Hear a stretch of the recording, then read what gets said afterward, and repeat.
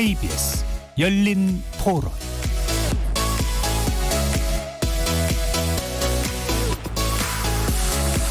안녕하십니까. KBS 열린 토론 정준희입니다.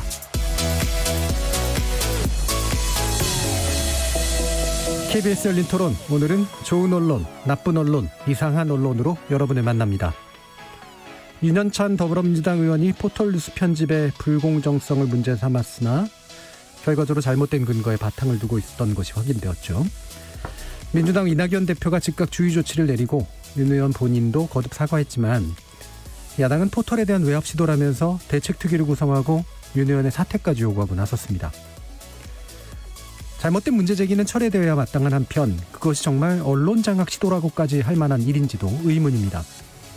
나아가 그보다 더 중요한 포인트는 포털 뉴스 서비스에 대한 정치권의 문제 제기가 어제 오늘 일이 아니라는 거고, 불공정성 시비의 구조적 맥락에 대한 더 깊은 이해가 필요하다는 거죠. 사람이 아니라 소프트웨어가 편집하기 때문에 포털 뉴스 서비스에 대한 중립성 시비는 적절치 않은 걸까요? 아니면 포털 뉴스 서비스 자체에 여러 문제점이 내재하고 있는 걸까요? 또 정치권의 문제 제기가 어느 정도나 자의적이고 정략적인지, 어느 정도나 근거를 갖추고 있는 건지 궁금해집니다. 저널리즘 전문가들의 시선에서 이 문제 짚어보겠습니다. 이어지는 2부에서는 제47회 한국방송대상 결과에 대해서 논의해봅니다. 개인상 19명, 작품상 25편이 수상의 영예를 차지했는데요. 수상작과 수상자 면면을 짚어보면서 최근 방송계의 흐름을 살펴보는 시간 갖도록 하겠습니다. KBS 열린 토론은 여러분이 주인공입니다. 문자로 참여하실 분은 샵9730으로 의견 남겨주십시오. 단문은 50원, 장문은 100원의 정보 이용료가 붙습니다. KBS 모바일 콩, 트위터 계정 KBS 오픈, 그리고 유튜브를 통해서도 무료로 참여하실 수 있습니다. 시민 논객 여러분의 뜨거운 참여 기다리겠습니다. KBS 열린 토론 지금부터 출발합니다. KBS 열린 토론.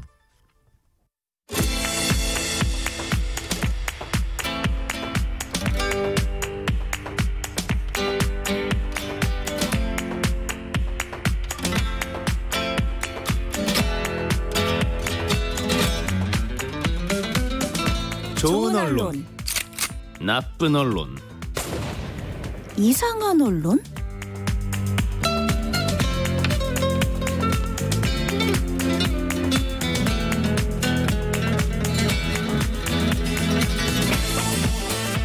오늘 함께할 세 분의 전문가 소개하겠습니다. 신한대 교양교육대학 이정훈 교수 나오셨습니다. 안녕하세요. 언론인권센터 정책위원인 정미정 박사 함께하셨습니다. 안녕하세요. 그리고 민동기 기자 자리하셨습니다. 안녕하십니까. 자, 지금 윤영찬 의원에 대해서 포털사이트 뉴스 편집권을 개입하는 듯한 그런 이제 문자 메시지가 오고 가고 또 여러 가지 일들이 있었기 때문에 과방위가 파행 운영되고 있는 등 생각보다 일이 커지고 있긴 한데요. 일단 어떤 사안들이었는지 좀 짚어봐야 되겠습니다. 민동기 기자님. 일단 지난 8일입니다. 국민의힘 주호영 원내대표가 국회 교섭단체 대표 연설을 한 그런 날이었는데요. 이때 국회 본회의장에서 윤영찬 의원이 그 보좌진과 텔레그램 메시지를 주고받는 장면이 언론사에 의해서 이제 포착이 됐고 이게 사진 기사로 이제 보도가 됐거든요. 근데 어떤 내용이었냐면 보좌진이 주호영 그 원내대표 연설은 바로 포털 메인에 반영이 되네요. 이렇게 이제 문자가 왔고요. 여기에 대해서 윤 의원이 이거 카카오에 강력히 항의해 주세요. 카카오 너무하는군요. 국회에 들어오라 하세요. 네. 그러니까 들어와 논란이 이제 그래 여기서부터 시작이 된 건데요. 이 메시지 내용만 놓고 보면은 윤영찬 의원님 뭐 해명을 하기도 했습니다만 그 전날인 이낙연 대표의 이 원내대표 연설, 국회 교섭단체 대표 연설은 다음 메인에 이제 반영이 제대로 안 됐는데 왜 주호영 원내대표의 연설은 다음에 이렇게 메인에 반영이 됐느냐? 어떤 불공정성, 형평성 차원에서 항의하는 차원이었다. 뭐 이렇게 얘기를 하긴 했습니다만, 근데 어쨌든 국회와 카카오 다음 같은 경우에는 이 과방위의 피감 기관이거든요. 이제 국정감사 대상이기 때문에 갑을 관계로도 볼 수가 있습니다. 그래서 국회의원이 이 카카오 담당자에게 들어와라고 이렇게 얘기를 하는 것 자체가 상당히 좀 부적절한 것 아니냐 이런 비판이 좀 쏟아진 상황입니다. 예. 그러면 확인해 봐야 될 게 일단은 실제로 불공정한 어떤 편집이 있었다고 생각하세요? 불공정 일단 이거는 이제 팩트 체크를 해야 되는데요. 이게 다음 카카오 쪽에서도 해명을 하긴 했습니다만 네. 인공지능에 의해서 뉴스 배열이라든가 편집이 이루어지기 때문에 실제로 뭐 미디어오늘이라든가 이런 매체에서 다음 카카오 쪽에 확인을 했거든요. 근데 연합뉴스 기사가 네. 이낙연 대표와 관련된 그런 연설 기사가 이미 카카오 다음에 메인에 배치가 되고요. 네. 그래서 이제 팩트 관계 부분은 좀 잘못 그렇죠. 좀 유영찬 의원이 잘못 판단한 부분이 있습니다. 그럼 왜 이렇게 됐느냐? 이게 이제 인공지능에 따른 뉴스 배열이 가진 어떤 특수성 때문인데요.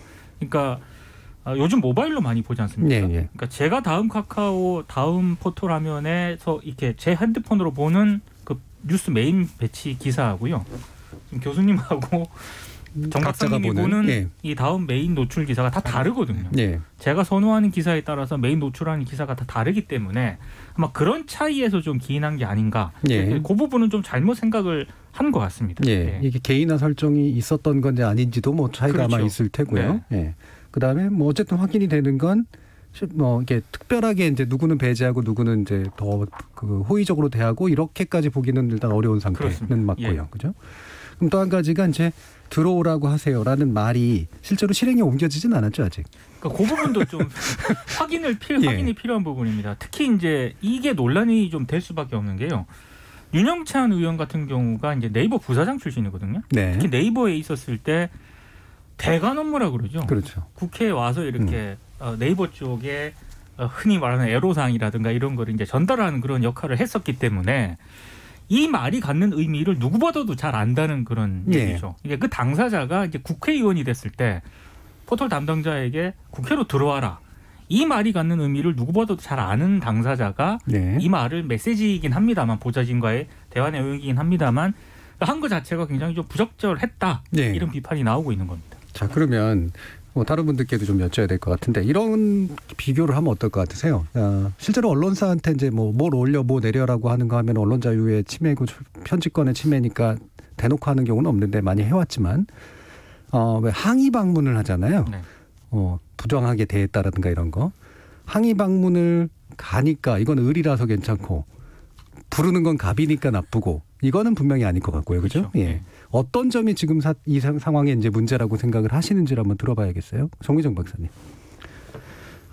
저는 둘 다 나쁘다고 하더라도 예. 들어오라고 한 게 더 나빴다. 저는 이건 뭐 확실한 것 같습니다. 그리고 불공정함에 대한 항의는 저는 충분히 할 수 있다고 생각합니다. 네. 불공정하다는 것이 팩트로 확인되었을 경우는 이제 그렇죠. 근데 지금 문제는 포털에 있어서 뉴스 배열과 관련해서는 굉장히 오래전부터 이 불공정 시비가 있어 왔다는 거고 확인이 된 적은 거의 없습니다. 네, 정치 관련 뉴스에 있어서는 그렇죠. 스포츠 관련 뉴스에 있어서는 이제 지난번에 네이버가 한번 사과를 한 적이 있었습니다만 이 정치 관련 뉴스와 관련해서는 이제 정치인들이 굉장히 많이 항의를 했었죠. 그 유명한 사건 있지 않습니까? 이런 이야기를 할 때마다 나오는 그 전설처럼 내려오는 그 2007년 진성호 전 한나라당 의원이 발언했던 예. 네이버는 평정되었는데 다음은 폭탄이라 예의주시하고 있다. 이건 뭐 아주 영원히 회자될 것 같습니다. 근데 이때 결국 네이버가 소송을 제기하고 네. 진 전 의원이 이제 사과를 하면서 이 사건은 이제 일단나게 됐는데요. 이게 끝이 아니었죠. 2012년에도 이제 새누리당이 당시 이제 네이버 NHN 그다음에 당시에 이제 지금 카카오지만 당시에 다음 대표를 국정감사 증인으로 채택해서 거기에 새누리당 의원이 굉장히 강하게 항의를 했었습니다. 여당과 야당의 공평하지 않은 기사 배치를 하고 있다. 그리고 또 2015년에는 또 당시 다음 카카오의 특별 세무조사를 추진해서 또 논란이 된 적이 있었고요. 그리고 또 2016년에 새누리당이 또 친민주당 편집을 한다는 분석을 또 내놓으면서 또 한참 또 시끄러웠던 적이 있었습니다. 그리고 정권이 바뀌면서 이제 또 바뀝니다. 2018년에는 또 추미애 당시 민주당 대표가 이 네이버가 아무런 조치를 취하지 않고 있다. 가짜뉴스와 악성 댓글이 이렇게 많은데 아무것도 안 하고 있다. 이건 또 문제가 아니냐라고 또 했었고요.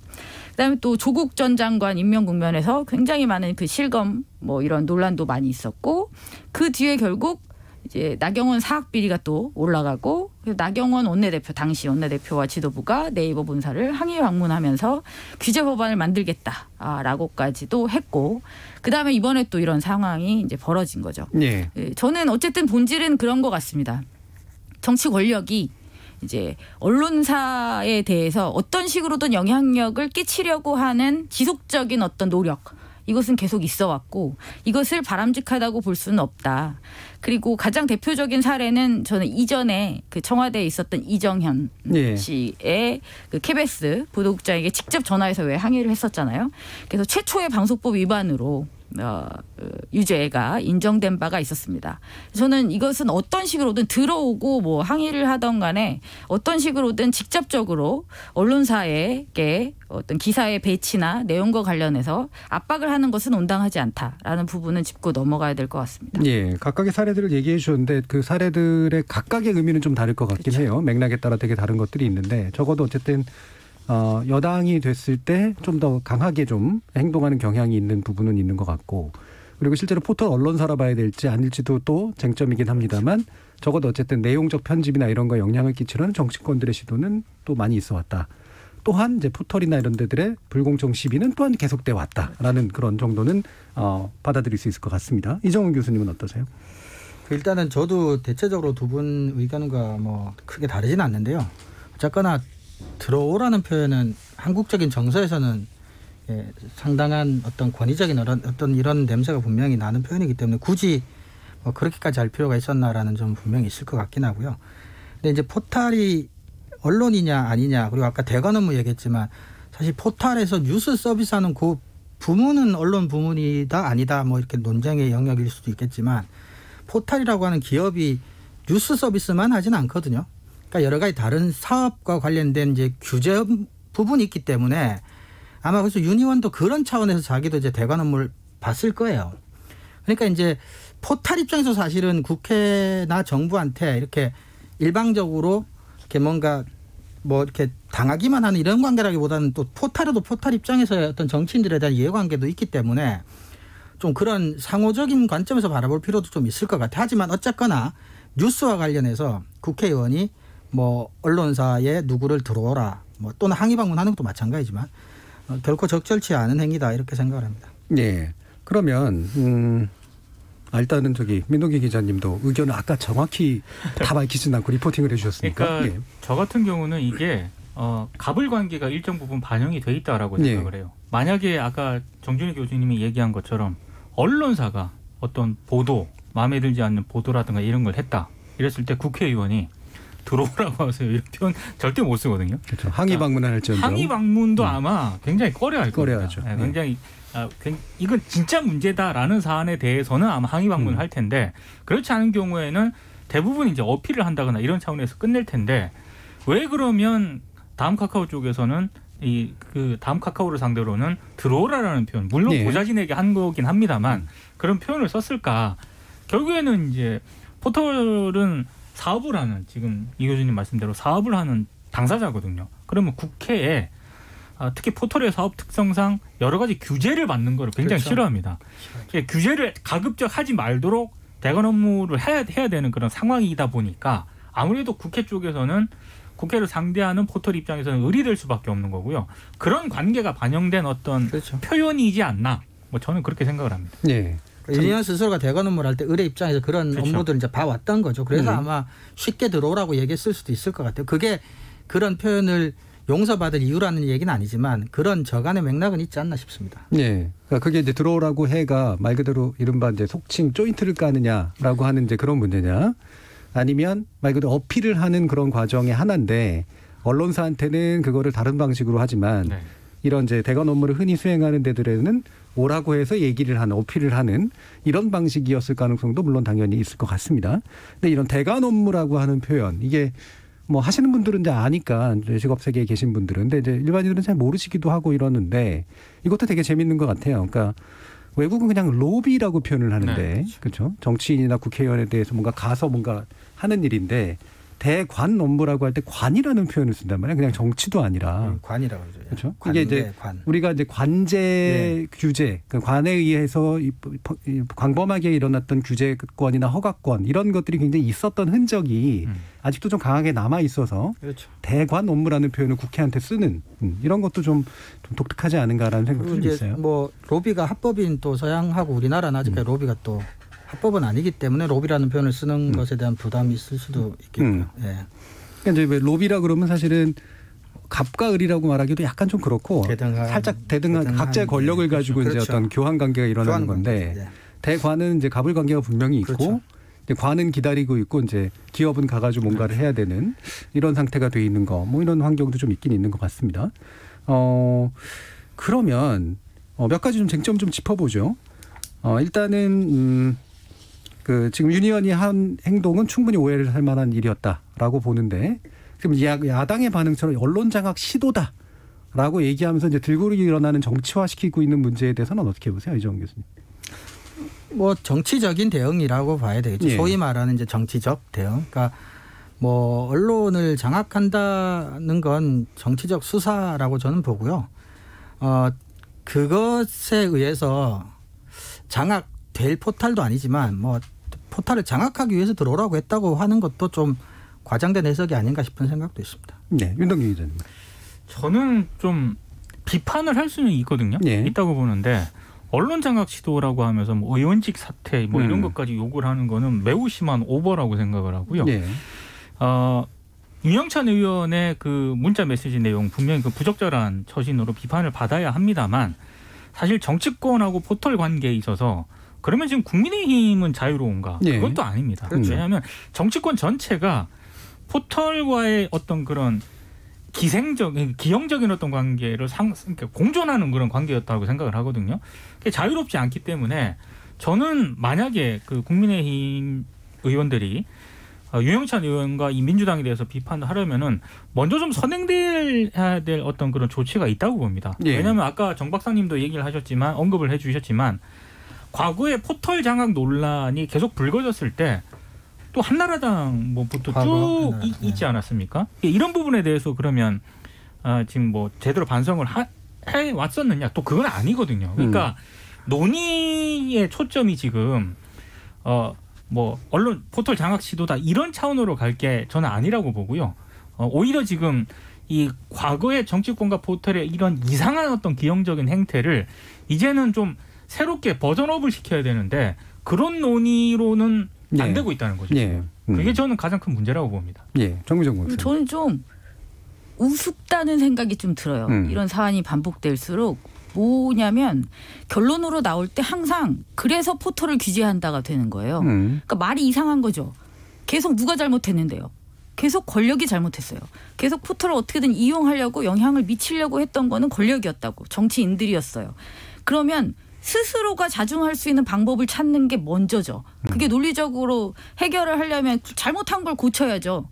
그들의 잘못된 권력이 잘못된 행태를 했다면 그것을 반성하고 그것을 고치고 그것이 재발하지 않을 수 있는 방법을 논의하는 것이 우선이지 왜 거기서 항상 사업자를 때려잡으려고 하고 사업자를 규제하려고 하고 사업자를 옥죄려고 합니까? 물론 포털이 항상 옳다는 얘기는 아닙니다. 그건 이제 좀 뒤에서 다시 말씀드릴 게 있고 하지만 이건 거의 이제 해프닝으로 끝났으니까 이게 해프닝이어서 또 다행이라는 생각도 들고 하지만 지난 역사를 돌아봤을 때 정치 권력이 특히 일부 언론사들에게 행했던 이러한 행위에 대해서는 일단 1차적인 반성 그리고 재발 방지에 대한 스스로가 대책을 마련하는 것이 저는 우선되어야 된다고 생각합니다. 예. 그럼 이제 이 부분은 다시 좀 얘기를 해야 되는데, 그러니까 지금 국민의힘 야당 쪽에서 이제 제기하고 있는 부분이 만약에 제대로 된 제기가 되려면 의원 사퇴니 이렇게 실질적으로 실현 가능하지가 않은 그런 정치적 공방으로 하지 말고 사실은 정치권 전체가 자유롭지 않기 때문에. 그래서 여당에게 책임을 물으면서 그러면 정치권이 포털이나 언론사에 대해서 이와 같은 일들을 전체적으로 하지 말아야 될 어떤 재발 방지의 방식 이런 것들을 논의하거나 그런 방식의 제도 뭐 이런 것들을 구축하거나 이런 식으로 이제 논점이 좀 이동해야 된다 이렇게 이해해도 괜찮을까요? 네. 예. 네. 그리고 이제 거기서 동시에 이루어져야 될 것은 포털의 태도가 좀 변화해야 된다고 생각합니다. 예. 그러니까 항상 보면 포털은 정치인들, 그러니까 입법부만 너무 신경을 쓴다는 거죠. 그러니까 물론 언론만 다루고 있는 거, 뉴스만 상품으로 파는 것이 아니라 그 외의 상품들 서비스를 파는 것들이 너무 많다 보니 그러니까 일종의 규제 산업이잖아요. 네. 이 규제의 틀거리로 들어가는 것을 우려해서 대관 업무를 이제 강화시키는 것으로 이해하고 있습니다. 그럴 때 그런 눈치를 보기 때문에 국회만 신경 쓴다는 건 말이 안 되죠. 왜냐하면 네이버가 어떻게 컸는지 한번 돌이켜보면 결국은 지식인이었잖아요. 네. 지식인 서비스는 우리가 한 겁니다. 우리가 한 명씩 들어가서 많이 쓰다 보니까 그만큼 그게 효과가 발생한 거죠. 그러니까 이용자 한 명 한 명을 자원으로 지금까지 성장해온 이 미디어 기업이 이 이용자들에 대한 어떠한 서비스를 더 잘 할 것인가에 대해서는 고민하지 않고 오로지 규제를 회피하기 위한 목적으로 권력과 계속 이야기를 하는 방식으로만 일을 풀어가고자 한다면 저는 이 문제는 하나도 풀릴 수 없다고 생각합니다. 예. 여기서 중요한 건 이용자들을 설득시킬 수 있는 공정한 알고리즘을 설득해야 된다라는 거죠. 예. 근데 지금 계속 기계가 하니까 소프트웨어가 하기 때문에 인간의 개입을 차단했기 때문에 공정하다라는 말로 그 누구도 설득할 수 없는 상황입니다. 예. 그래서 이게 뭐 이 부분이 포인트인 것 같아요. 그러니까 이런 대관 업무를 수행하는 업체들, 포털을 포함해서 이런 데들이 완전히 을도 아니거든요. 저 아까도 지적을 해 주셨는데 그러니까 이런 대관 업무라는 접촉면을 중심으로 해서 정치권이나 권력은 포털에 일정한 영향력을 행사하고 동시에 포털 같은 데는 바로 정치권이나 권력에게 그 창구를 통해서 또 뭔가 소원 수리를 하는 그렇죠. 그런 방식을 취하게 되기 때문에 실질적으로는 소외된 이용자들이라든가 기타의 불공정성. 그러니까 예를 들면 저는 이런 게 언론이나 아니면 내용물을 공급하는 사람들이 또는 검색에 어떤 걸리는 어떤 사업가나 이런 사람들이 이 검색 같은 거나 초기 화면의 편집에 불공정성에 대해서 얘기를 하는 건 충분히 가능한 일인데 그 목소리들은 이제 외로 묻히고 정치권이나 권력과 이제 이런 대관 업무를 맺어진 포털사의 관계 문제로 자꾸 좀 환원이 되는 경향 같은 게 분명히 좀 있는 것 같다라는 생각이 들거든요. 그러면 이게 실제로 그러면 어느 정도까지 언론적 성격을 지니고 있는가, 그리고 편집이라고 하는 것이 어떤 언론적 행위로서 좀 이해가 돼야 되는가, 이 기사 배열이라든가 이런 거, 이 부분을 좀 짚어봐야 될 것 같은데 이종원 교수님께서 좀 얘기해 주시죠. 일단은 이제 언론이라고 하면 크게 이제 행위가 두 가지라고 볼 수 있고, 하나가 이제 취재고 나머지 하나가 이제 편집인데, 우리가 편집이라는 게 좁은 의미의 편집이 아니라 이제 취재된 소스를 이제 뉴스라고 하는 최종적인 형태로 만들기까지 나머지 과정을 다 이제 편집이라고 보는 건데, 큰 이제 광의에 볼 때. 근데 포털은 분명히 취재는 하진 않죠. 그렇기 때문에 이제 완전한 의미에서 언론이라고 보기는 힘들지만, 일단 편집은 어떤 식으로든 하고 있기 때문에 또 언론이다라고 말하기는 어려울지 모르지만 언론이 아니라고 말하기는 힘들어요. 그리고 그것보다 더 중요한 것은 이미 정치권도 그렇고 영향력을 행사하려는 것 자체가, 그리고 시민들도 포털을 언론이라고 이미 인식하고 있는 것 같아요. 그리고 언론 못지않게 어떤 면에서 언론보다 더 큰 사회적 영향력을 행사하고 있고, 그래서 이게 이제 언론이냐 언론이 아니냐라는 논쟁 또는 논의는 지금은 좀 때가 많이 늦은 논인 것 같다. 일정한 언론적 성격을 지닌다. 분명히 언론적 성격을 지니는 건 맞다. 근데 오히려 이제 모순되는 부분이 있는 것 같아요. 포털 입장에서는 책임을 이제 언론이면 져야 될 사회적 책임이 있기 때문에 그게 이제 부담스러워서 자꾸 언론이 아니다라는 쪽으로 이야기를 주장을 자꾸 펴는 것 같고, 근데 국회에서도 언론 장악 시도라고 표현하기도 하거니와 포털에 관심을 갖는 건 포털이 언론적 성격을 갖고 있다고 보기 때문인데, 근데 또 웃기는 거는 정치권에서 정말 언론이 이제 신문과 방송한테 들어오라든지 뭐 이렇게 하진 또 않거든요. 어떤 식으로든 이렇게까지 이제 포털을 대하듯이 대하진 않는단 말이죠. 포털 입장에서 또 그런 대우를 받고 싶지 않으면 스스로가 언론이라고 이야기를 하고 뉴스 관련 부문 사업을 좀 언론사와 준하게 책임감 있게 또 운영하면 되는데, 또 포털은 그러고 싶어 하진 않는 것 같아요. 그래서 시민들이 생각하는 것하고 포털 정치권에서 생각하는 것하고가 좀 세계가 악유가 잘 안 맞는 것 같아요. 그래서 네. 지금쯤 와서는 우리가 이제 뉴스 언론이네 아니네, 책임을 지겠네 안 지겠네라고 얘기하는 것 자체가 좀 늦었고, 포털이 어떤 식으로든 지금보다는 훨씬 더 강한 윤리적인 사회적인 책임을 좀 더 갖는 형태로, 뭐 제도가 필요하다면 제도, 뭐 스스로 윤리적인 의식을 갖는다면 뭐 어떤 형태로 좀 더 강화된 형태가 좀 필요한 건 사실인 것 같습니다. 예. 사실 그리고 또 많은 이용자들이 그러잖아요. 요즘에 너 그거 어디서 봤어? 네이버에서 그러니까 네이버 뉴스로 그냥 인식을 해버리지 그게 조선일보다 한겨레다 물론 그렇게까지 구분해서 보는 기사들도 굉장히 많고 그런 소비자들도 많지만 그냥 그렇고 그런 아주 가벼운 많은 수많은 뉴스들을 우린 그냥 네이버에서 봤다고 하고 다음에서 봤다고 하는 경우가 굉장히 많습니다. 이러면 언론적인 성격을 저는 더 이상 인정을 할 수밖에 없는 상황이다라고 봅니다. 예, 뭐 사실 우리나라에서 법적으로 언론이라는 것에 대한 명시적인 정의는 없고 언론중재위원회가 대상으로 삼는 것을 그냥 언론이라고 대충 법적으로 포괄을 하는데 신문이나 방송에 대한 정의는 있을 수 있어도 근데 이제 그 언론의 성격을 지금 이제 두 부분이 얘기해 주셨지만 정미정 박사님이 얘기해 주신 건 이제 수용자 관점, 그러니까 수용자가 언론으로 인지하느냐 아니냐 일단 이 부분이고 이정훈 교수님께서 얘기해 주신 그런 부분은 일단 취재 측면에 있어서 언론 효과는 없지만 내용적 편집 측면에서 효과가 있다. 근데 그것도 약간 더 세밀하게 봐야죠. 완전 내용은 아니라 제목을 약간 바꾸는 정도의 편집을 가하는 경우가 일부 있고 그다음에 제일 중요한 건 이제 화면에서 어떤 뉴스가 노출되도록 하는가라는 이른바 지면 편집과 유사한 효과를 갖는 것. 이 부분이 이제 제일 중요한 거고 지금도 이제 문제 제기한 게 바로 이제 그 부분이잖아요. 그렇죠. 예, 민동기 기자님. 저는 이게 언론이 아니냐 이 문제보다는요. 네이버라든가 다음에 포털, 그러니까 메인에 배치되는 뉴스 메인에 배치되는 그 기사들이 실질적인 우리 그 여론 시장에 엄청난 영향력을 행사를 하고 있다라는 거죠. 네. 그러니까 미디어 행위를 하고 있습니다. 아까 정 박사님도 말씀을 해주셨지만 기사를 어디서 봤냐고 물어보면 대부분 포털에서 봤다고 하는 사람들이 압도적으로 많고요. 그러니까 그거는 이제 우리는 취재를 안 하니까 기성 언론처럼 우린 취재를 안 하니까 우리 언론이 아니야.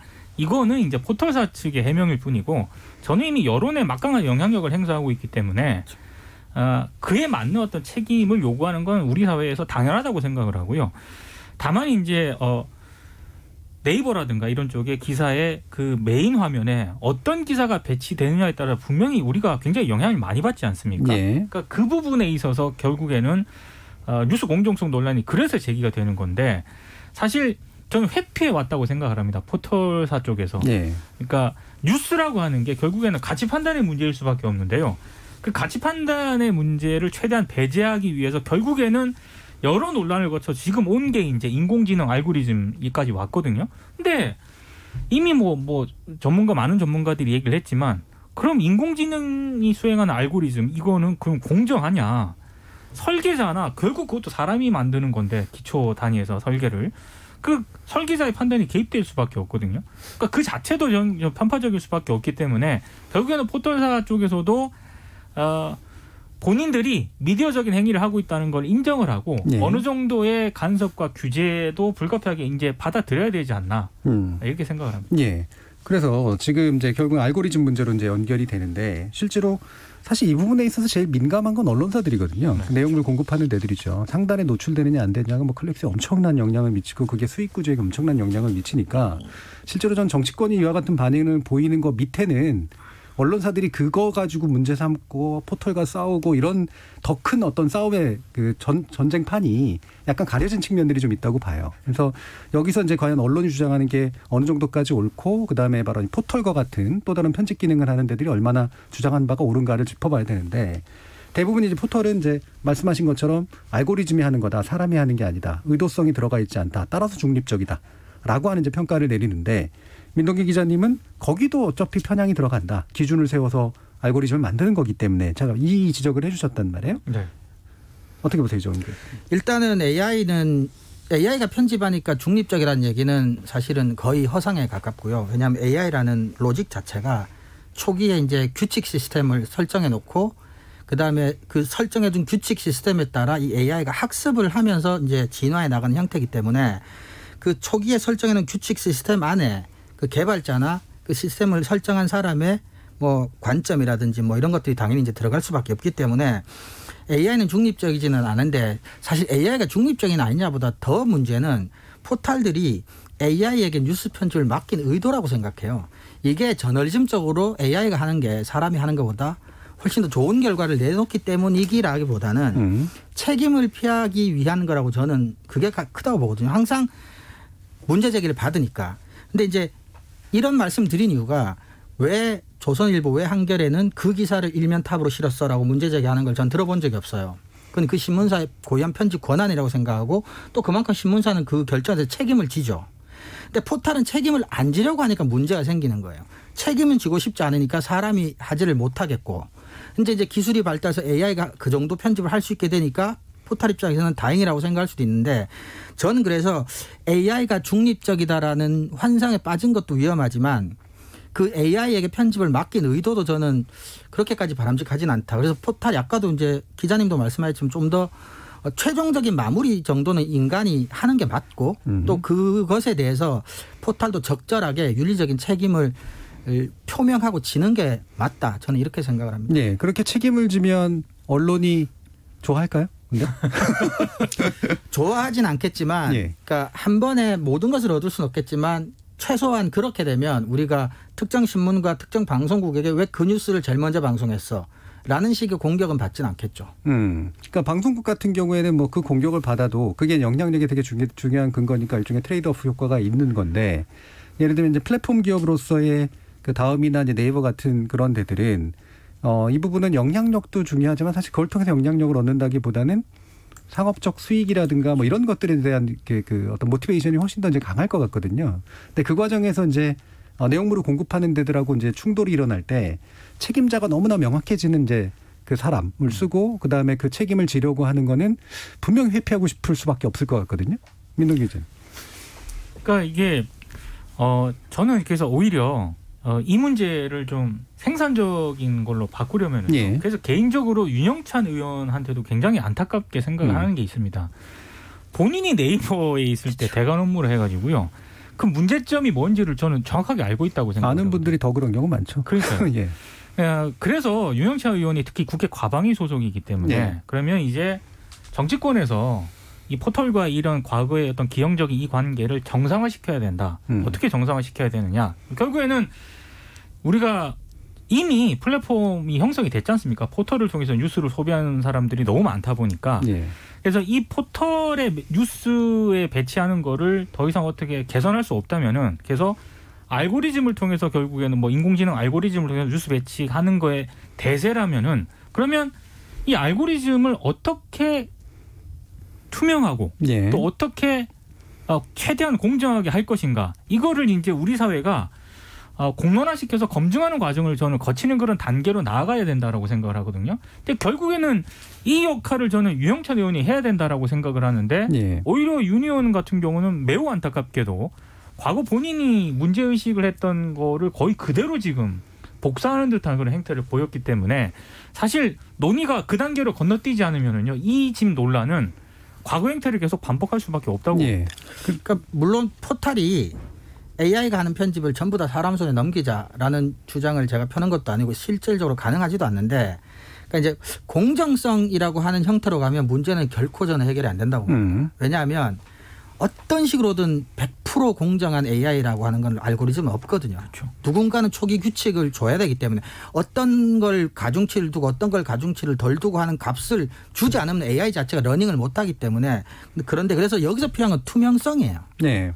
그러니까 우리는 이런 로직을 초기 값으로 입력해서 이런 것들에 가중치를 준다는 걸 투명하게 공개를 하고 그래서 사회적으로 또는 다른 언론사로부터 이런 것들을 좀 더 가중치를 빼고 좀 더 높이면 어떻겠느냐라고 하는 어떤 외부의 지적 같은 것들을 어떤 조직을 통해서 받아들이고 반영하면서 AI라고 하는 게 그런 거잖아요. 계속해서 그렇게 유연하게 규칙들을 계속 수정해 나가는 과정을 그러니까 진행형으로 두는 형태. 책임지는 형태라고 하는 건 그리고 이제 마지막에 어떤 식으로든 사람이 한 번 정도는 마지막 터치를 하지 않을 수는 없거든요. 그러니까 그런 것들을 인정하고 공개하고 적극적으로 책임지겠다고 선언하는 모습 자체가 갖는 의미가 굉장히 크다고 저는 보는 거죠. 그래서 이제 이게 알고리즘 투명성 개념이 있고 이제 민 기자님이 얘기하신 알고리즘 공정성 개념이라는 게 있는 건데 이게 층위가 좀 이제 다르다는 말씀이잖아요. 일단 투명성부터 먼저 확보를 하고 그 최종 단계가 공정해지면 좋겠지만 그렇죠. 거기에 이르는 길을 과정으로 놓고 뭔가 합의를 하건 협의를 하건 이런 것들이 이제 필요하다라는 말씀이세요. 정민정 박사님. 예, 잠깐 말씀드리면 지금 방식은 곤란하다라는 거죠. 그렇죠. 네이버가 지금 뉴스 배열 원칙을 밝힌 걸 보면은요. 이거는 왜 만들었는지 모를 정도로 뭐 이를테면 균형 잡힌 정보, 사회적 공익 가치 존중 이런 걸 가지고 뉴스 배치를 한다라고 하는데 이거는 안 된다라는 거죠. 그러니까 지금 뭐 이 교수님도 말씀하셨지만 투명성과 좀 먼 미래 이제 공정성까지 가려면은 최대한 네이버나 다음에서 이런 논의를 거쳐서 우리는 이런 알고리즘을 뭐 이렇게 했다. 그러면 최소한 그 이용자들이 그 정도는 알아야 된다라는 거죠. 그래야 거기에 대한 논의가 가능한 부분이 있고요. 또 이런 부분이 보완됐으면 좋겠다라고 하는 것까지 갈 수가 있는데 지금 아예 공개를 안 해버리니까 그냥 인공지능이 하고 있다 믿어라 이런 거거든요. 이 차원에서 논의가 안 된다는 거죠. 너무 오랫동안 AI가 하고 있기 때문에 괜찮다라는 얘기를 똑같은 얘기를 계속 반복만 하고 있어요. 더 이상의 설명을 안 하고 있는 거죠. 근데 느슨하게는 얘기를 해요. 그 뉴스 공정성위원회를 이제 재단을 통해서 언론재단을 통해서 약간은 형성을 있었죠. 해가지고 협의체를 구성했던 있었죠. 경험은 있었죠. 예. 보통 이제 이용자 관심사랑 뭐 이용자 반응 이게 이제 카카오나 네이버나 둘 다 가장 중요하게 보는 배치 요소라 공개한 거에 따르면 그러니까 쉽게 얘기하면 내 개인 정보나 내가 자주 클릭했던 것과 유사한 클릭을 한 사람들이 많으면 그 사람들이 본 거를 내 메인 창에 띄울 가능성이 높다라는 거예요.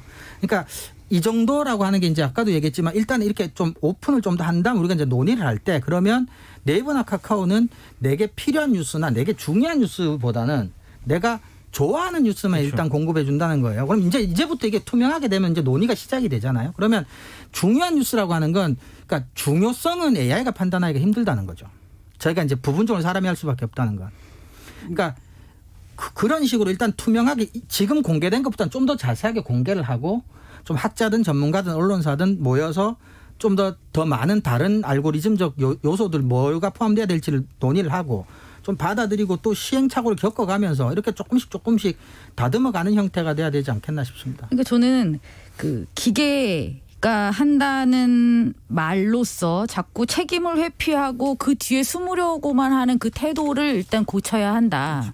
그리고 알아들 수 없는 기술적인 용어들을 계속 나열한다고 해서 설득이 되는 게 아니지 않습니까? 맞아요. 그러면 이용자들의 언어로 이용자들이 이해할 수 있는 알고리즘을 설명할 수 있는 책임이 있어야 된다는 거죠. 저는 설명 책임을 부과해야 된다고 봅니다. 그게 꼭 제도적인 장치가 아니더라도 이 정도쯤 되는 기업이라면 당연히 그것을 스스로 해야죠.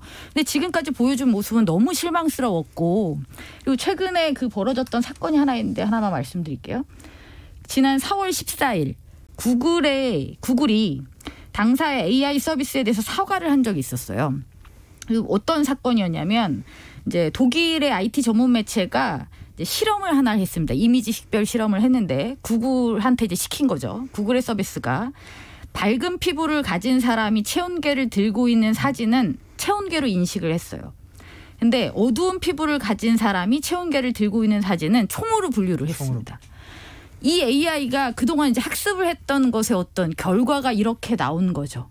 그러니까 이것에 대해서 결국은 뭐라고 변명을 하면서 어쨌든 이제 사과를 했습니다. 그러니까 어떤 인간이 수많은 경험을 굉장히 빠른 속도로 반복적으로 학습을 하는 것이 AI라고 한다면 인간이 어쩔 수 없이 가지고 있는 편견, 혐오, 차별 이 모든 단점을 AI는 그대로 학습을 한다는 얘기밖에 안 됩니다. 네. 그런데 AI에게 이런 것을 맡기고 중립적일 것이라고 이야기하는 것은 절대 신뢰할 수가 없는 거죠. 네. 그렇다면 이 알고리즘이 어떻게 그 중립성을 향해 갈 것인지 어떤 원리로 어떤 방식으로 그것을 우리에게 설명을 해야 하고 만약에 그것으로 인해서 이용자들에게 피해를 입혔다면 책임을 져야 된다고 생각합니다. 예. 그래서 아까 이제 이종훈 교수님이 그래서 다시 말씀하신 부분이 여기하고 이제 연결이 되는 거죠. 그러니까 사람 손에 맡겨라가 아니라 그렇죠. 결과적으로 보면 공정함에 대한 논의는 누군가 책임을 지지 않으면 해결이 안 되는 그렇죠. 그런 문제가 되는 욕을 먹을 각오를 하건 그렇죠. 그렇지 않건 간에 결국 이 부분이 AI나 무슨 이상한 기술로 회피될 수 있을 것처럼 하는 행동들은 저희가 현재의 문제를 계속 심화시킬 뿐이다라는 말로 아마 대충 정리가 될 수 있을 것 같은데요. 사실 이게 되게 쉽지 않은 문제긴 합니다. 왜냐하면 기술 기업 입장에서는 이게 이제 나름대로 노하우이기도 하고 그렇죠.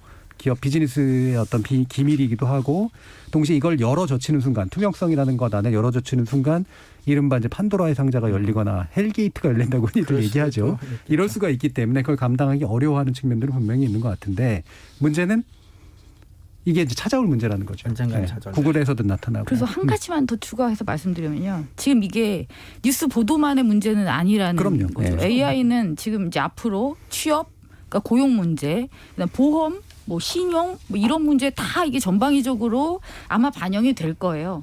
그러면 이 모든 거래에서 AI가 들어왔을 때 나타날 수 있는 그 수많은 위험을 대비할 대책을 지금부터는 사회적 논의를 시작해야 될 때라고 봅니다. 그렇죠. 예, 검색 결과에 관련된 것이건 여러 가지 추천 시스템에 관련된 것이건 심지어는 AI로 사람 신입사원까지 뽑는다는데 과연 알고리즘이 어떤 정도의 어떤 편향이나 어떤 정도의 문제를 가질 수 있는지에 대해서는 사회가 함께 논의하지 않으면 이 부분은 절대로 기술 기업으로 해결되지는 않는다라는 말로 정리할 수 있을 것 같습니다. 자, 그럼 우리 토론 진행되는 동안 청취자들이 보내주신 의견 들어보고 가겠습니다. 정의진 문자캐스터. 네, 지금까지 청취자 여러분이 보내주신 문자들 소개합니다. 콩아이디 오윤재님, 윤영찬 의원의 언행이 적절치 못했지만 시각차는 있을 수 있습니다. 언론이 국민을 위하고 국회의원도 국민을 위해 대의 정치를 하고 있다는 점에서 국회의원으로서 국민 시각에 공평치 못하면 국민의 뜻으로 소환해 질의할 수 있어야 한다고 생각됩니다. 8938님, 지금 시대에 포털을 상대로 들어오라 마라 하는 지시를 하면서 국회의원직을 수행하다니 국민의 혈세가 아깝습니다. 김경정님, 어떤 이유에서든 이번 윤영찬 의원의 행동은 잘못한 거 맞습니다. 하지만 이번 기회에 보수 야당 쪽에서 해왔던 언론을 상대로 한 적폐 행태도 다시 짚어볼 필요가 있습니다. 왕성숙님, 언론은 진보 여당의 잘못은 티끌만한 것도 눈덩이처럼 부풀리는 반면 보수 야당에 대해서는 왜 이리 관대한가요? 편파적인 언론 행태부터 바로잡았으면 합니다. 커피타임님, 현 정부 들어 이런 주제를 토론 프로그램에서 다룬다는 것 자체가 언론의 자유가 그만큼 보장되고 있다는 방증이라고 여겨집니다. 재벌이 광고를 미끼로 언론을 장악하니까 진보 언론조차 가짜뉴스를 재생산하는 데 열일하고 있는 게 현재 우리 언론의 부끄러운 현실입니다. 3699님, 취재를 위한 땀 한 방울 흘리지 않은 포털의 편집이 언론 역할을 하고 있는 게 현실입니다. 공영방송이 균형을 잡아주는 역할이 중요합니다. 라고 보내주셨네요. 네, KBS 열린 토론, 이 시간은 영상으로도 생중계하고 있습니다. 유튜브에 들어가셔서 KBS 1라디오 또는 KBS 열린 토론을 검색하시면 지금 바로 토론하는 모습 보실 수 있습니다. 방송을 듣고 계신 여러분이 시민 논객입니다. 계속해서 청취자 여러분들의 날카로운 시선과 의견 보내주세요. 지금까지 문자캐스터 정의진이었습니다. 토론이 세상을 바꿀 수는 없습니다. 하지만 토론 없이 바꿀 수 있는 세상은 어디에도 없습니다.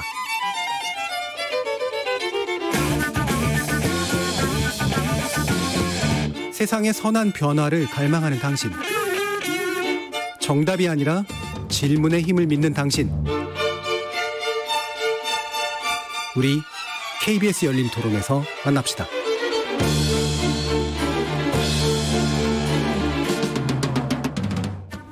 KBS 열린 토론, 좋은 언론, 나쁜 언론, 이상한 언론 2부의 주제는 펭귄 예능인상 수상 47회 한국방송대상이 특별한 이유입니다. 함께해 주실 세 분의 전문가 소개해 드릴 텐데요. 민동기 기자, 그리고 정미정 박사, 이정은 교수, 이렇게 세 분 함께하고 계십니다. 예. 한국방송대상이 뭔지 잘 모르시는 분들 많아요. 되게 안타깝게도. 어떻습니까, 이정은 교수님? 네, 한국방송대상은 9월 3일이죠. 방송의 날을 기념하여 개최되는 국내에서 가장 오래된 방송 시상식인데요. 1973년 10월 30일에 대한민국 방송상이라는 이름으로 제1회 시상식이 열렸고요.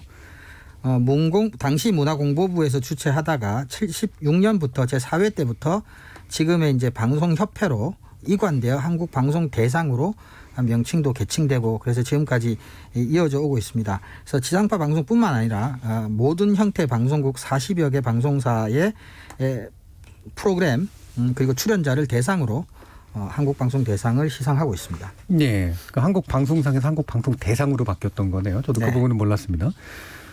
근데 이제 방송협회라고 하는 데가 원래는 이제 지상파 방송사들의 협의체인데, 그렇죠? 여기서 말하는 지상파 방송 물론 TV만 포함하는 게 아니라 라디오까지 이제 포함하는 그런 거긴 하고요.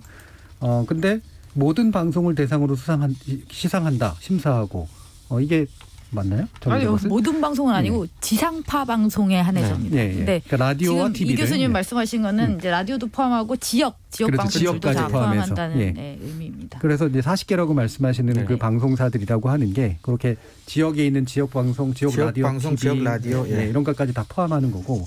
그래서 이제 여러분들이 좋아하시는 TVN, JTBC 이런 데는 안 들어간다는 거죠. 종편 이런 데도 안 들어가고. 종편도 안 들어가고요. 종편도 안 들어가고. 자, 그런데 이게 최근까지는 사실은 가장 그 방송계에서 권위 있는 상이었던 거는 사실 맞긴 합니다. 그렇죠? 네. 그러니까 종편이 등장하고 이제 다른 기타의 PP 채널들이 등장해서 이렇게 좀 드라마도 잘 만들고 이렇게 되기까지는 최근의 일이니까. 네. 그래서 한 10년 전까지만 해도 가장 권위 있는 방송계의 상이었던 건 맞고 최근 들어서도 사실은 그래도 지상파가 여전히 컨텐츠를 잘 만드는 것들이 있으니까 거기에 대해서도 좀 의미 있는 상으로 주어지는 것들은 맞죠. 그러면 요번은 이제 다 비대면 상태가 돼버렸고 그래서 좀 원래는 이제 방송계에 굉장히 큰 축제처럼 벌이는 일인데 그냥 조용하게 지나가긴 했습니다만 여러분들이 상 보시면서 어떤 것들이 좀 눈에 띄든지 정미정 박사님부터 소개해 주시죠. 뭐 아무래도 이번 대상이 참 인상적이었다고 말씀드리고 싶습니다. SBS 스페셜이 네. 대상을 받았는데요. 어디에나 있었고 어디에도 없었던 요한, 시돌, 용현 2부작 다큐멘터리입니다. 이 요한, 시돌, 용현이 한 사람이더라고요. 한 그렇죠. 사람의 네. 이제 세 개의 다른 이름이고 정말 그 세 개의 다른 삶을 또 살았다고도 또 볼 수 있고 2부작이었는데 그 뒤로 또 후속 다큐를 또 SBS에서 네. 계속 또 방송을 하더라고요.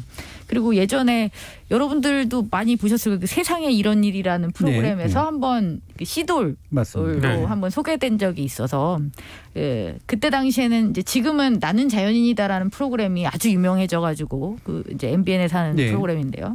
자연인 하면 되게 익숙한데 이 당시에는 그런 게 별로 없었거든요. 네. 그러니까 그 당시에 방송됐을 때 이 시돌 김시돌 씨가 거의 최초의 자연인이다라고 예. 할 정도로 유명세를 또 이뤘었습니다. 그 처음에 이제 그거 나왔을 때까지만 해도 제가 사실은 별로 좋아하지 않는 휴먼 스토리 형식으로 소비가 됐던 측면이 좀 있어요. 네, 네, 그렇죠, 그래서 제가 그렇죠. 처음에 그렇게 뵀기 때문에 약간은 말 그대로 지금 나는 자연이다 정도로 대하듯이 그렇게 했는데 SBS에도 이거 방송할 때 보고서는 깜짝 놀랐거든요. 아 이런 배경 스토리가 있었단 말이야 그러면서. 근데 그렇죠. 그렇게 감동적이셨나요? 그는 뭐 뭐라고 하지 울지 않고는 보기 힘들었다고 밖에는 말씀드릴 수가 없을 것 같아요. 저는 일단 한 인물을 소재로 해서 다루는 다큐멘터리는 보통 지나친 극화, 그렇죠. 과장, 영웅화 이런 것들이 이루어지는 걸 개인적으로는 이렇게 썩 좋아하진 않습니다. 좀 이렇게 부담스럽고 좀 이런 측면이 많아서. 근데 이 프로그램은 일단 만듦새 자체가 그렇게 각이 잡히지 않더라고요. 그리고 이분 자체가 그렇게 포장할 수 없는 분이라는 그렇죠. 또 생각이 좀 많이 들고 그래서 제가 이 다큐멘터리를 보면서 더 울컥울컥했던 게 혹시 이분이 이제 80년대에서부터 그 모든 투쟁의 앞에 서서 소외된 자들을 위해서 싸워왔던 뭐 이제 그런 분인데요. 그게 이제 제가 크면서 겪었던 여러 가지 일들, 그러니까 동시대를 살았던 거죠. 그 시대의 그 사건들을 제가 다 알았던 사건들이고, 예를 들어서 뭐 삼풍백화점이 무너졌는데 강원도에서 갑자기 뛰어와가지고 막 구조 작업을 하고, 그다음 기자들이 오니까 그냥 빠져서 또 도망가 버리고, 그리고 산속에서 또 혼자 살다가 사람들이 뭐 하면 뭐 그걸 그렇게 다 도와주고 다니고, 누가 뭐 해주려고 그러면 또 그냥 숨어버리고 뭐 이런 굉장히 특이하신 어떤 분. 근데 그 중에 있었던 굉장히 굵직굵직한 뭐 87년 6월 항쟁이라든지 삼풍백화점 붕괴라든지 이런 사건들이 제가 다 겪고 저도 봤던 그런 사건이기 때문에 제가 더 이렇게 공감을 하는 걸지 그렇죠. 아니면 정말 이 프로그램이 너무 잘 만들어서 제가 이렇게 공감을 크게 하는 건지는 잘 구분이 되지 않습니다. 그러니까 이분이 그러니까 우리 휴먼 스토리 할 때 흔히 퍼스널러티라는데 그 인간이 가지는 고유한 어떤 독특함 이게 사실 제일 중요한 요소잖아요. 이런 그렇죠. 거에. 근데 정말로 독특하고 정의롭고 착하고 심지어 슬프고 비극적이고 그러니까 온갖 그 어떤 극의 요소들을 다 가지고 있는 삶을 살았고 우리가 현대에서 경험했던 다양한 장면들에 또 계셨었다고 하는 거 그렇죠. 이런 것도 되게 좀 신기한 요소로 이제 받아들여지는데 특히 이제 그 끝이 비극적이면서도 아름다웠던 이제 이렇기도 했었고요. 저는 한 세 가지 정도를 예. 주목을 했는데요. 특히 이제 지역 시사보도 작품상에 대구 MBC의 칼 8582 실종 사건 2부작. 갑자기 요한 시돌 다 갑자기 끊고 가신 거예요? 아니, 갑자기? 아니 그 너무 지금 감동 모드로 가서 예. 약간 자, 좀 그럼 요한에 대한 이야기는 시돌 용현에 대한 이야기는 일단 여기서 잠깐 멈추고 민동기 기자님 얘기 듣죠. 이 사실 지역 시사 프로그램에 대해서 사람들이 저도 지금까지 그런 약간 편견 비슷한 걸 가지고 있는데 이런 굵직한 이슈에 대해서는 잘 다루지 않는다라는 그런 생각을 가지고 있었거든요. 특히 이제 지역 방송에서 시사 프로그램을 만들 때 가장 많이 다뤘던 게 이제 광주 5.18이라든가 네. 이런 부분 아이템들을 주로 많이 다뤘는데 칼 858기 실종 사건 같은 경우에는 대구 MBC가 실제로 예산을 굉장히 많이 투자를 했었고요. 그게 뭐 정답이라는 얘기는 아닙니다만 지역 방송사에서는 굉장히 이례적으로 이 문제에 상당히 좀 취재진이라든가 비용을 많이 들여서 보도를 했기 때문에 저도 굉장히 재밌게 봤고요. 네. 그래서 이런 부분에 대해서 또 뭐 한국 방송대에서 이렇게 수상을 했다는 것도 저는 굉장히 의미 있다라고 생각을 했고 예. 또 하나는 아까 오프닝에서 말씀을 하셨지만 팽수가 예능인상을 받았거든요. 이게 결국에는 방송 트렌드가 이렇게 바뀌고 있다라고 하는 거를 굉장히 상징적으로 보여주고 있지 않나 이런 생각도 했었고 마지막으로는 약간 농담 반 진담 반 비슷하게 정세진 아나운서가 이제 예. 아나운서상을 받지 않았습니까? 그랬죠. 진행자상에 이제 배철수 씨. 예, 교수님의 이름이 없다는 게 굉장히 개인적으로 이정훈 아쉽게 생각을 합니다. 저는 정세진 아나운서께서 받은 거로 제가 받은 거라는 생각이 듭니다. 아니 물론 받을 만한데요. 예. 예. 진행자상에 열린 토론의 진행자가 없다는 거 굉장히 아쉽게 생각하고 있습니다. 진지하게 한 가지만 덧붙인다면 저는 예. 지금 민 기자님 말씀에 좀 동의를 하는데요. 예. 왜냐하면 그동안 지상파 방송에서 잘 본격적으로 다루지 않았던 저널리즘 비평 프로그램을 안착시키는데 가장 지대한 공을 세우셨기 때문에 아마 이런 말씀을 하신 게 네네. 아닐까 생각하고 예. 저는 근데 정 교수님하고 정세진 아나운서는 약간 좀 그 뭐라 그럴까요? 그 위치가 역할이 달랐죠. 예. 역할도 다르지만 위치가 좀 다르기 때문에 저는 이분이 더 힘들었을 수도 있겠다는 생각을 갑자기 좀 왜 합니다. 그러세요? 그래서 뭐 이분이 받으시는 뭐 예. 저는 아니, 그러니까 아나운서상이니까 좋습니다. 저는 절대 받을 수 없는 네네네. 상이고요. 예. 아니, 진행자상을 얘기하는 네네. 거죠. 네, 예. 굳이 또 네. 말씀을 하시니까. 자, 일단, 그렇다고 제가 예. 배철수 씨가 받은 거에 대해서 제가 뭐 이의를 제기하거나 이런 건 절대 아닙니다. 배철수 씨는 언제 받아도 네네네. 전혀 아깝지가 않은 분위기도 하죠. 또 이정훈 교수님도 얘기 한번 그럼 들어보죠. 예, 뭐 저는 사실 죄송스럽게도 뭐 이렇게 방송 프로그램을 이렇게 좀 자주 보는 편은 아니어서 솔직히 말씀드리면 여기 이제 수상작 목록에 있는 작품들 중에 본 작품보다는 안 본 작품이 좀 더 많긴 한데요. 좀 더가 아닌데요. 훨씬 더 많을 것 훨씬 같습니다. 더 많긴 한데요. 그렇지만 또 이제 방송 준비는 해야 되니까 제가 뭐 제한된 시간에서 좀 찾아볼 수 있는 좀 자료들 좀 찾아서 대충이라도 조금 확인은 해봤는데 정 박사님께서 말씀해 주셨던 그 SBS 스페셜의 그 요한 시돌 용연이라는 그분하고 그분의 삶 그리고 팽수의 수상소감 내 자신에게 감사한다라고 하는 그 두 가지가 그 사이 어디쯤이 좀 한국 사회의 지금 현실이 아닌가 싶기도 해요. 나 예. 없이가 그렇게 살아가는 하나의 삶과 그랬던 인물과 예. 그다음에 밉지 않게 나에게 감사한다고 말하는 팽수의 캐릭터 그리고 사실은 우리 아까 뭐 정치권 얘기도 하고 뭐 포털 얘기도 했지만 언론 얘기도 했지만 정말 팽수보다는 훨씬 나쁘게 나밖에 네. 뭐 요즘 특히 우리 세상들이 어떤 집단이나 이념이나 감정이나 이렇게 쪼개져서 서로가 서로를 향해서 이렇게 뭔가 자신의 요구만 내세우고 합의를 하거나 뭐 서로를 포용하기 하는 모습을 좀 보기 힘들어진 사회에서 이 SBS 스페셜에서 다룬 인물하고 팽수 사이 어디쯤에서 한국 사회로 조금 뭐 긴 시간 아니지만 좀 제 자신의 삶 포함해서 좀 되돌아보는 기회는 분명히 됐었던 것 같고 그런 점에서는 음유시인으로서의 텔레비전 예. 예. 의미 같은 것들도 좀 교과서적인 얘기긴 하지만 다시 한번 되돌아보는 그런 시간이었던 것 같습니다. 예, 이 음유시인으로서의 텔레비전 이 개념은 미디어 공부하신 분들 아니면 잘 약간 낯설어 하실 수도 있으니까 좀 소개 좀 시켜주세요. 음유시인이라고 하는 게 이제 결국 이제 뭐 미디어 학자들이 하는 얘기인데 텔레비전의 사회적인 역할이 결국은 그러니까 옛날 뭐 지역사회 이런 데서 뭐 그 동네에서 가장 연로하신 뭐 장로나 할아버지 할머니들이 이제 이야기를 통해서 또 교훈이나 뭐 전통을 전승해주고 이런 그런 역할을 현대사회에서 이제 텔레비전이 한다. 뭐 이런 식의 이야기이죠. 예. 그러니까 이게 음유시인하면 또 우리나라 말의 맥락에서 좀 너무 낭만적으로 좀 이렇게 이미지가 돼 있기 때문에 하죠. 그래서 번역어로서 음유시인은 맞지만 그냥 저는 이야기꾼 이렇게 해도 충분히 괜찮을 것 같아요. 민담, 만담가 이야기꾼으로서의 친숙한 이야기꾼으로서의 텔레비전이 우리 시대를 나라는 문제에 있어서 이런 다큐멘터리에서 지금 다뤄진 내가 없었던 한 인물과 그다음에 새로운 예능의 어떤 주역으로 떠놓은 아주 밉지 않게 나를 자랑하고 내세우고 또한 칭찬해 줄 수 있는 그런 인물 사이에서 고민하게 만드는 더 생각하게 만드는 이런 측면이 있다라는 얘기셨네요. 음유시인 같으셨어요. 자, 이렇게 여러 가지로 쭉 한번 늘어봤는데 오케이, 뭐 다른 분들이 말씀하시는 것에 대해 더 얘기해 주셔도 좋고 일단 펭수 얘기는 좀 더 한번 해보죠. 그러니까 이게 어떤 측면에서 되게 좀 특별하다라고 느껴지세요, 민동기 기자님?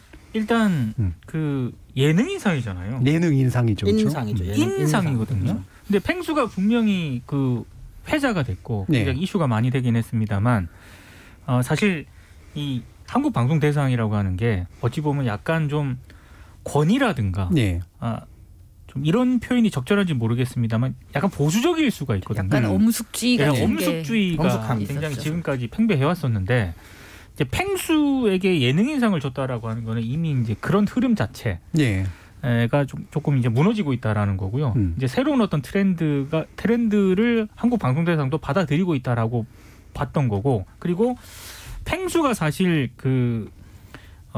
뭐 아이들에게 인기 있는 캐릭터가 저는 아니라고 생각을 하거든요. 결국 펭수는 어른들을 위한 동화 같은 그런 캐릭터라고 보는데 그게 상징하고 있는 게 결국 아까 이 교수님이 얘기했지만 나거든요. 수상소감도 나예요, 나. 내가 제일 좋아. 뭐 나가 중요해. 감사해. 이런 거거든요. 항상 난 참 대견해. 예. 그러니까 지금 시대에 어떤 그런 그 예능 캐릭터가 사람들에게 소비되는 그런 방식, 상징성 이런 것들을 펭수를 통해서 확인이 된 게 아닌가. 그래서 여기에 이제 예능 인상을 줬다라고 하는 것은 대단히 좀 의미가 있다라고 생각을 합니다. 저는 그 구체적인 후보자 목록을 이렇게 지금 대상 같은 거 이렇게 쭉 이렇게 심사 진행될 때 안 봤는데 일부러 펭수는 상을 탈 것 같았거든요. 근데 예능인 상을 탈 거라고 예상은 못했어요. 저도 예상을 못했습니다. 바로 그 부분이 되게 중요한 포인트인 것 같은데 굳이 말하면 노벨 문학상을 그렇죠? 밥 딜런이 받는 것 같은 좀 느낌? 그런 느낌. 네, 그렇죠. 약간 장르도 좀 넘어서 새로운 파괴들이 생기고 이런 느낌 같은 게 좀 들더라고요. 그러니까 EBS에서 만약에 연말에 방송사들이 자체 시상식을 하잖아요. 만약에 EBS에서 펭수에게 상을 줬다 그러면 그런데 여기 지금 한국 방송대상이거든요. 그렇죠. 예능인상에 펭수에게 줬다라고 하는 거는 굉장히 의미가 있다고 봅니다. 그리고 펭수가 또 나도 강조하지만 펭귄도 엄청 강조하잖아요. 그렇죠. 사람이라고 스스로 얘기 안 하고. 정문정 박사님도 특별함에 대해서 동의하세요? 저 무조건 동의해요. 저는 펭수를 아주 좋아합니다. 저는 그 개김? 개김성을 아주 좋아합니다. 아주 마음에 들어요. 한번 찾아봐야 돼. 이게 개기다라고 하는 게 표준어는 맞죠. 근데 비방송 용어 아닙니까? 표준어는 다 방송이 가능한. 아닙니다. 표준어 안에서도 이제 약간 그 비격식어 이런 의미가 있다면 어쨌건 이미 방송이 나갔습니다. 이미 나갔습니다. 알겠습니다. 그렇지 않을 겁니다. 제가 확인을 꼭 다음에 꼭 말씀을 드리도록 하겠습니다. 저는 또 한 가지 프로그램 말씀드릴 게 있어요. 연예오락 라디오 작품상으로 KBS 와이파이 삼국지가 있습니다. 이거 드라마라는 거 아시죠? 그럼요. 저는 자주 듣습니다. 라디오 자주 들으세요. 라디오 드라마인데 요즘엔 사실 라디오 드라마가 많이 이제 없어졌잖아요. 그렇죠. 예전에는 라디오 드라마가 정말 많았었거든요. 그렇죠. 근데 이제 이게 소리만 가지고 하다 보니까 와 정말 막 그 연극보다 더 과장된 느낌. 왜냐하면 이게 영상 매체랑 청각 매체는 다를 수밖에 없잖아요. 영상 매체는 왜 클로즈업 훅 들어가니까 눈썹만 찡긋해도 막 감정이 훅 오는데 이거 소리만 가지고 하니까 막 더 과격하게 막 이렇게 하는. 그래서 듣다 보면 막 뭔가 이렇게 막 오글거리지만 또 다른 카타르시스를 느껴주게 하는 뭐 이런 게 좀 있었는데. 최근에 이제 이 드라마가 또 시작을 한 거예요. 와이파이 삼국지가. 근데 이걸 유튜브로 보니까 정말 재밌더라고요. 유튜브 화면으로 나와요. 그 성우분들이 성우분들이 녹음을 해요. 녹음을 하는 걸 그냥 유튜브로 다 나옵니다. 근데 거기서 정말 연기가 이건 그냥 내보내도 될 정도의 수준의 그러니까 그게 소리만 낸다고 해서 말만 그냥 막 이렇게 하는 게 아니에요. 온몸으로 그 연기를 하시더라고요. 성우의 우가 배우 할 때 그 우잖아요. 목소리 목소리 연기자. 근데 이제 몸도 다 쓴다는 거죠. 실제로 몸을 써야지 그런 소리가 그렇죠. 나와요. 네. 네. 그리고 그런 연기가 결국 나올 수밖에 없는 거죠. 그래서 기회가 되신다면 한번 이 유튜브를 한번 보시면 그렇군요. 정말 흥미롭고 네. 더더더 재밌습니다. 저는 와이파이 삼국지 이게 한 2년 됐나요? 이렇게 시작한지. 근데 이거는 KBS가 끝났어. 바뀌는 어떤 징조 중에 하나다 이런 생각이 들 정도로 좀 약간 경박하게 느껴지면서도 되게 새롭거든요. 네, 네. 정말, 근데 이게 정말 KBS 좀 일라디오에서 이게 네. 낮에 나온다라고 하는 걸 되게 신선하게 받아들였었는데 유튜브로는 안 하는 줄 알았어요. 유튜브. 왜냐하면 보여주기가 되게 어려울 거라고 생각했는데. 그걸 보여주더라고요. 꽤 넓은 곳에서 성우들이 이렇게 왔다 갔다 마이크 앞에서 네. 하면서 막 하고 이제 또 빠지고 그다음에 이제 또 근데 이게 합이 정말 기가 막히게 잘 맞아요. 네. 보다 보면 와 저거를 리허설 도대체 얼마나 하면 저 합이 나올까 싶을 정도로 정말 놀랐습니다. 이게 저는 되게 우리나라에서 인상적이었어요. 애니메이션 제작이 좀 줄어들고 그다음 외화에서 이제 더빙이 줄어들면서 사실은 이제 성우분들이 네. 그렇죠. 좀 이렇게 많이 예전에 비해서는 이제 위치가 많이 줄어들었는데 저는 성우분들이 가지고 있는 그 독특한 영역에 대해서 상당히 존중하는 편이거든요. 근데 맞아요. 이 부분이 이제 우리 미디어 산업과의 좀 새로운 영역도 좀 찾아갔으면 좋겠다는 생각도 좀 드는데. 그렇죠. 네. 감각기관 중에서도 귀가 갖는 또 예. 특유의 어떤 민감성이라든지 또 그런 것들이 좀 있으니까 또 청각 매체가 갖는 장점은 매력은 여전한 것 같아요. 산업적으로 이제 뭐 좀 위기에 처했는지 어쩐지 잘 모르겠지만. 자 그러면 이런 올해 저는 뭐 동백이라고 흔히 부르는 동백 꽃필 무렵이 가지고 있었던 이 드라마도 저는 장르적으로 굉장히 좀 훌륭했다라고 좀 판단을 하거든요. 비단 KBS라서 하는 얘기 아니라 KBS가 이걸 하다니 이런 생각도 좀 상당히 좀 들었었고 이게 스릴러 장르에 뭐 멜로 장르에 그다음에 뭐 이제 가족 드라마 같은 요소가 다 들어가 있는데도 어느 하나도 빠지지 않고 관습적이지 않았다라고 하는 거. 이것도 상당히 좀 훌륭했는데 안타깝게도 지상파에 요즘은 좋은 드라마가 이런 정도의 좋은 드라마가 지상파에서 잘 안 나온다는 거. 이게 제일 또 좀 아쉬운 점이 아닌가라는 그런 생각도 좀 했었습니다. 이미 근데 다양한 장르물이나 뭐 외국 드라마를 시청자들이 이제 뭐 충분히 많이 다양하게 감상할 수 있는 시대가 됐기 때문에 좀 눈 높이라기보다 눈의 넓이 같은 것도 좀 이미 조금 다양해지는데 지상파 방송이 가지고 있는 약간 소재적 표현적인 뭐 한계 같은 것도 조금 있어서 그런 건가 싶기도 하고요. 그러니까 지상파 드라마가 아직도 대부분 관습적이에요. 그렇죠. 네, 과거의 관습이나 과거의 문법을 벗어나지 못했고 그러니까, 네. 제가 생각하기엔 그거는 제작 결정을 내리는 상층부의 문제입니다. 실제로 그걸 만드는 PD들의 문제라든가 이런 것보다도 그러니까 첫 번째는 이제 그렇다는 거죠. 그러니까 이게 그래도 이 정도는 해야 이 정도의 어떤 시청률이 나와라고 하는 기존의 관습에 익숙하신 분들이 의사결정을 좀 내리고요. 두 번째로는 이제 지난번에도 잠시 얘기했습니다만 좋은 스크립트가 먼저 안 들어와요. 지상파에. 예. 그러니까 아무래도 돈 문제도 좀 있고 이제 여러 가지 지금 TVN이라든가 JTBC 등에 이렇게 이제 드라마에 굉장히 신경을 쓰는 쪽이 가지고 있는 딴 데서 자본력. 밀려서 이제 돌아와서 네. 다 까이고 일로 왔다고. 근데 최근에 제가 그 주말 드라마를 몇 번 지나가면서 본 적이 있는데요. 거의 안 보거든요. 주말 네. 드라마를. 근데 굉장히 낯설었던 게 거기는 아직도 대가족이더라고요. 네. 가족 형태를 대가족으로 이렇게 설정하고 굉장히 비현실적인 드라마를 진행을 시키던데 깜짝 놀랐습니다. 네. 그러니까 그 시대의 흐름이라고 하는 게 있는데 최소한의 그러니까 결국에는 중장년층을 대상으로 하다 보니까 그럴 수밖에 없다는 생각도 들기도 하지만 그래도 아무리 지상파 방송 드라마라고 하더라도 최소한의 어떤 그런 트렌드는 좀 반영을 해야 되지 원래 않나 이런 일일 생각. 드라마랑 주말 드라마는 좀 그런 타겟층이 좀 다르고요. 그렇기도 월화 하죠. 수목 이 드라마들은 그렇죠. 또 다르고 좀 네. 그렇습니다. 그 그래서 시청률이 꽤 나오기 때문에 그걸 다 버리기는 상당히 안정적인 시청률이 또 나오죠. 네. 특히 KBS 주말 드라마는 뭐 거의 아직도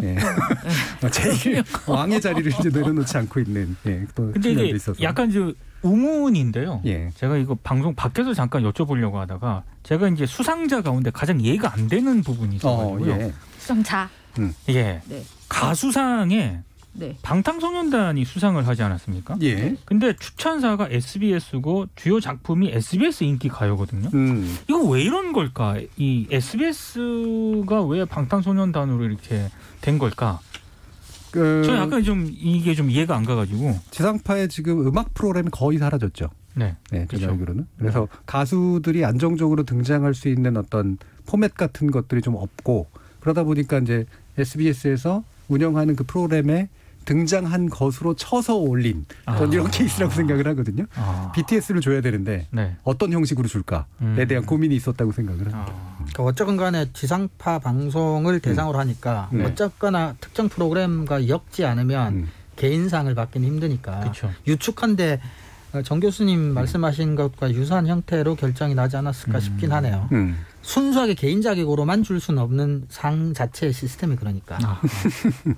자, 그러면 이번 방송 대상을 보시면서 지금까지 방송의 어떤 흐름의 변천 이런 것들에 대해서 좀 나름 느끼시는 것들이 있는지를 뭐 마지막으로 한마디씩 좀 들어보죠. 정민정 박사님. 네, 저는 일단 첫 번째는 이제 지상파의 시대는 갔는가 예. 라는 생각이 좀 들었습니다. 이걸 보면서 이렇게 좋은 프로그램이 많은데 물론 이제 수상작들이니까 다들 웬만큼 그렇죠. 걸러져서 이제 좋은데 이것을 내가 내 의지를 가지고 찾아보지 않으면 접근 자체가 너무 어려워져 버린 그리고 지금 선택의 여지가 또 너무 많아져 버린 예. 지금 이건 지상파의 시대가 참 많이 저물었다라는 그런 생각이 하나 들게 했고요.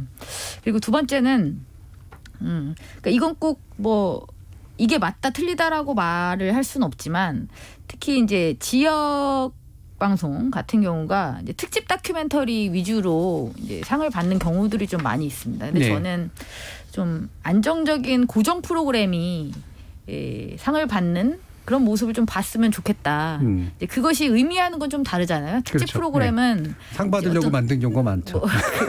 그 말을 안 하려고 했는데 아니 저는 뭐 그것도 의미 있는 일이라고 생각하니까. 전 그게 나쁘다는 건 아닙니다. 하지만 항상 안정적으로 지역 주민과의 어떤 접촉면을 넓히는 예. 그런 아주 좋은 프로그램들이 계속 있었으면 좋겠다라는 바람에서 정규 편성 프로그램이 예. 상을 받는 걸 좀 바라보겠습니다. 예. 이정훈 교수님. 네, 우선은 좀 더 앞으로는 자주 많이 보도록 노력하겠다는 말씀을 드리고요. 사실 제가 텔레비전을 조금 이제 흔히 말하는 본방을 꾸준히 봤던 시점하고 지금 시점하고 차이가 조금 되기도 하지만 특히 제가 또 어릴 때 또 지역에 살기도 했지만 지역에서는 지역적인 특색과 조금이라도 연결되지 않는 주제로 방송을 잘 만들진 않아요.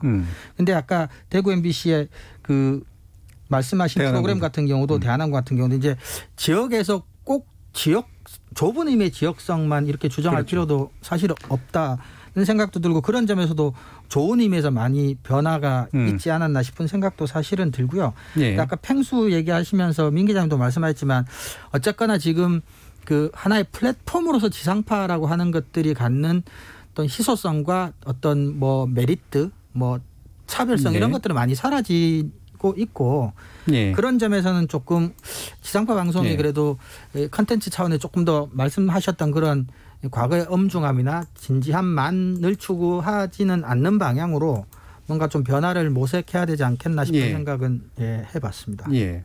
민 기자님께 30분이 못 드립니다. 이제.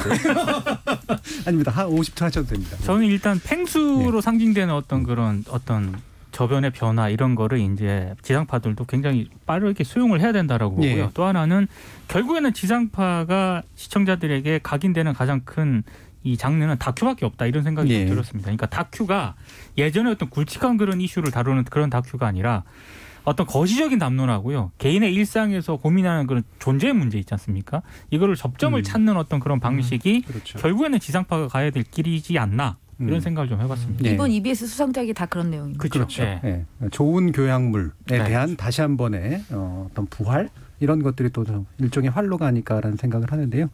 지금 4050님이나 김지영님께서 내년 방송 대상을 저한테 기대한다는 말씀을 써주셔서 제가 읽을까 말까 굉장히 고민하고 있다가 감사하다는 말씀 전하겠습니다. 열심히 하겠습니다.